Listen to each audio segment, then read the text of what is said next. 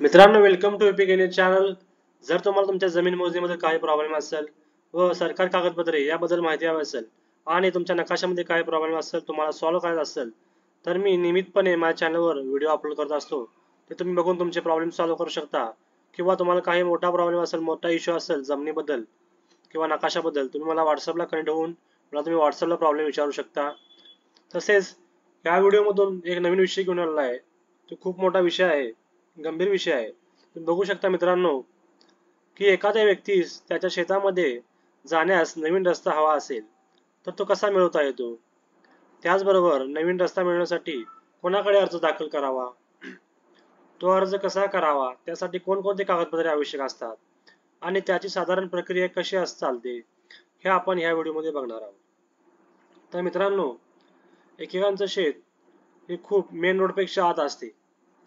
त्यासाठी आपल्याला आपल्या शेतामध्ये आपण पीक लावले असेल ते रस्त्यावर किंवा दळण आणण्यासाठी ते पीक आपल्याला बाहेर आणावं लागते. त्यासाठी मित्रांनो आपल्याला काय लागते, रस्ता लागतो. त्या रस्ता कसा मिळवावा, कोठे अर्ज करावा, कोणाकडे अर्ज करावा, कागदपत्रे काय लागतात ते आपण या व्हिडिओमध्ये बघणार आहोत.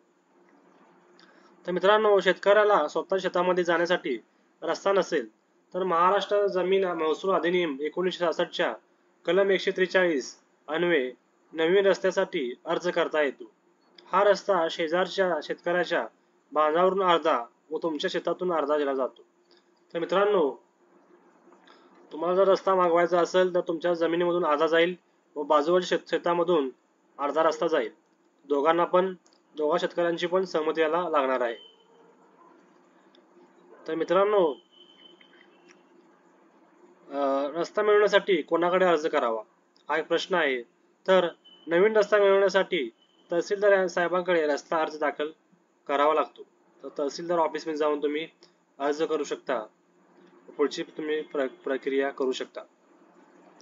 तर मित्रांनो, अर्जामध्ये काय माहिती भरावी लागते, अर्ज असतो त्यामध्ये काय काय लागते. अर्जामध्ये अर्जदारांचे संपूर्ण नाव, पत्ता, त्याचबरोबर गट क्रमांक, तसेच लगतच्या शेतकऱ्याचे संपूर्ण पत्ता, त्याचा गट क्रमांक, शेजारच्या पण संपूर्ण माहिती भरावी लागते यामध्ये. तर मित्रांनो, अर्ज भरून झाला की अर्जासोबत पुढील कागदपत्रे जोडावी लागतात. ते कागदपत्रे काय काय लागते त्या अर्ज जोडण्यासाठी, पहिला एक आहे अर्जदाराच्या जमिनीच्या आणि जे लगतच्या जमिनीचा बांधावरून रस्त्याची मागणी केली आहे, अर्जदारांच्या जमिनीचा चालू वर्षातील 3 महिन्याच्या आतील सातबारा. तिसरा म्हणजे काय, लगत शेतकऱ्यांची नावे, पत्ता आणि त्यांच्या जमिनीचा तपशील, म्हणजे त्या जमिनीची पूर्ण माहिती. चौथा काय आहे, अर्जदारांच्या जमिनीचा न्यायालयात काही वाद असेल तर त्याची कागदपत्रे लागतात. मित्रांनो, जर पुढे बघूया, एकदा का शेतकऱ्यानं अर्ज दाखल केला की अर्जदारांनी ज्या शेतकऱ्याच्या बांधावरून रस्त्याची मागणी केली आहे त्या सर्वांना नोटीस काढणं, त्यांचं म्हणणं मांडण्याची संधी देण्यात येते. म्हणजेच तहसीलदार ऑफिसमध्ये तुम्ही अर्ज केला, तुम्ही सगळे कागदपत्रे जोडले, तर तुम्ही आणि जे शेतकरी आहेत, ज्यांच्या शेतामधून रस्ता जाणार आहे, लगत शेतकरी, त्यांना बोलवण्यात येते व त्यांची मते त्यांची मांडून घेतात तहसीलदार साहेब आणि मग पुढे निर्णय घेतात.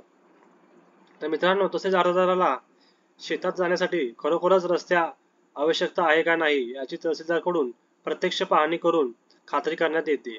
ही प्रक्रिया पूर्ण झाली की तहसीलदार रस्ता मागणीच्या अर्जावर निर्णय देतात, आदेश आणि पुढचा आदेश देतात. तर मित्रांनो, तहसीलदार साहेब तुमच्या लगत शेतकरी आहेत त्यांना बोलवून घेतात, त्यांचे मते पहिला मांडतात, शेतकरी मांडतात, मग त्यांचे मते ऐकून घेतात. मग दुसऱ्या दिवशी काय करतात, पुढची स्टेप आहे ते तुमच्या जागेवर येऊन, शेतामध्ये येऊन प्रत्यक्ष पाहणी करतात. म्हणजे तुम्हाला खरोखरच रस्त्याची गरज आहे की नाही ती पाहणी केल्यानंतर मग पुढे निर्णय देतात. मित्रांनो, साधारणपणे 8 फूट रुंदीचा रस्ता मंजूर केला जातो. म्हणजेच एक वेळेस एक गाडी जाऊ शकेल इतका रस्ता दिला जातो. पण मित्रांनो, तहसीलदारांचा आदेश बाजू शेतकऱ्याला मान्य नसल्यास आदेश प्राप्त झाल्यापासून 60 दिवस म्हणजे 2 महिन्याच्या आत उपविभागीय अधिकाऱ्याकडे अपील दाखल करता येते किंवा 1 वर्षाच्या आत दिवाणी न्यायालयात दावा करता येतो. मित्रांनो, समजा एखाद्या शेतकऱ्याला तहसीलदारांचा आदेश मान्य नसेल किंवा त्याला रस्ता जर आपल्या जमिनीतून शेतातून द्यायचा नसेल तर तुम्ही न्यायालयीन दिवाणी न्यायालयात तुम्ही दावा करता येते आपल्याला. दिवाणी न्यायालयात तुम्ही दावा करू शकता. तर मित्रांनो, हे होतं आजच्या व्हिडिओ बद्दल की आपल्या शेतामध्ये आपला शेत रस्ता आपण कसा मिळवू शकतो, त्याला कसा अर्ज करू शकतो, अर्ज कोठे करावा, कसा करावा, कागदपत्रे काय लागते, हे आपण या व्हिडिओमध्ये बघितलेलं आहे. पुढे आपण बघणार आहोत तो अर्ज कसा असतो, त्यात माहिती कशी भरावी लागते, ते आपण अर्ज आणणार आहोत. त्याची पूर्ण माहिती आपण बघणार आहोत. तर मित्रांनो, व्हिडिओ आवडला असेल तर नक्की लाईक करा, शेअर करा आणि सबस्क्राईब करा. तसेच तुमच्या माझ्या चॅनलवर तुम्हाला नवीन नवीन असे जमीन मोजणीबद्दल माहिती तुम्हाला मिळत जाईल व तुम्हाला तुमच्या नकाशाबद्दल पण तुम्हाला माहिती मिळत जाईल. तर थँक्यू सो मच मित्रांनो.